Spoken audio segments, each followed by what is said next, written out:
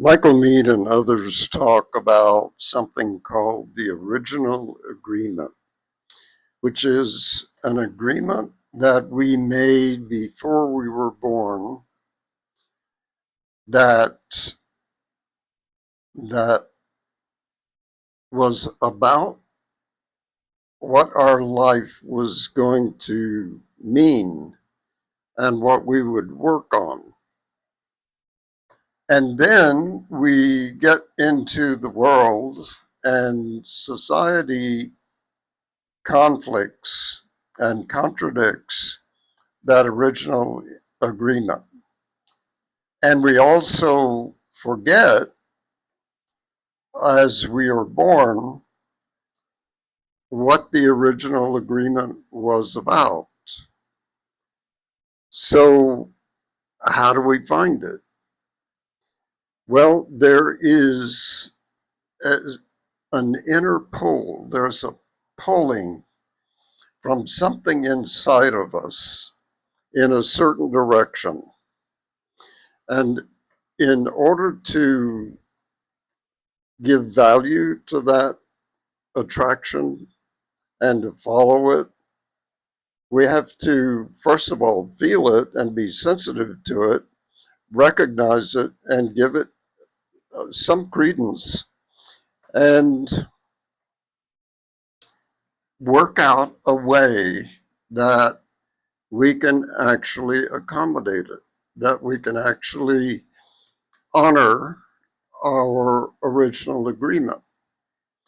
I really do like that idea. I really think that that's the way I felt all my life. And I'm still tuning my ear to an original agreement and trying to get closer and closer to what my life means and what it's about. I think that it is, everybody has some experience of this, and it's an experience of conflict because our social obligations and contracts we get into with other people, whether they're business or romantic or whatever they are, pull us away very often from our original agreement. And I've seen this play out in the lives of people in my own family. And I can't help but notice that at the end of their lives, they felt some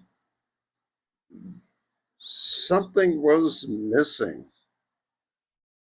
There was some kind of sadness that they hadn't done what they really hoped to do, what they really dreamed of. And they just couldn't shake it.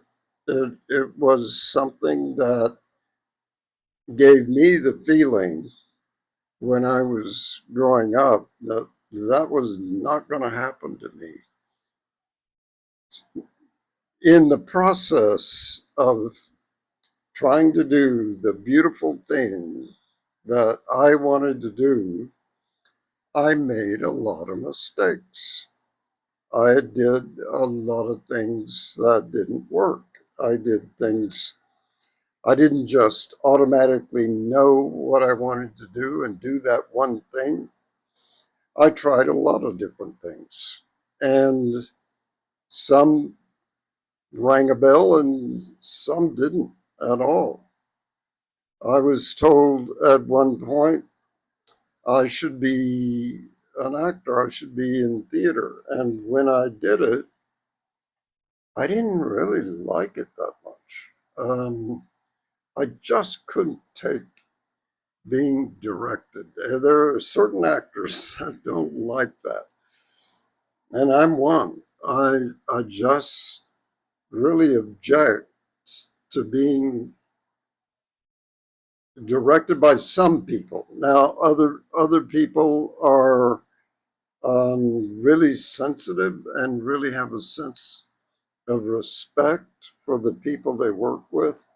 But a lot of people don't. And I'm just not going to get involved in that. But that's an experience that is common. There are many things offered through life, and you may jump at something because you don't know any better and you're young and inexperienced, and it collapses and you feel like a fool. Well, that's a good thing. That it teaches you something. And the more you can do that freely, the better off. It's pointless to be ashamed of your mistakes, whatever they are. Mistake is a learning experience. Maybe you feel like you should have already known what you didn't know, but how could you?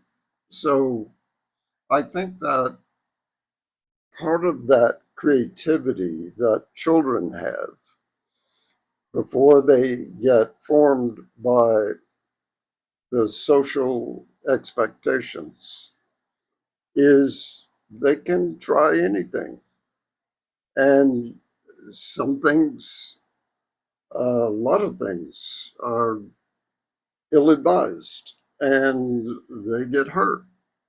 But if they are prevented from actually experimenting and feeling free to think up something and do it, well, they can grow up to be a well behaved adult who, at the end of the road, is going to have a certain unshakable sadness that just won't go away.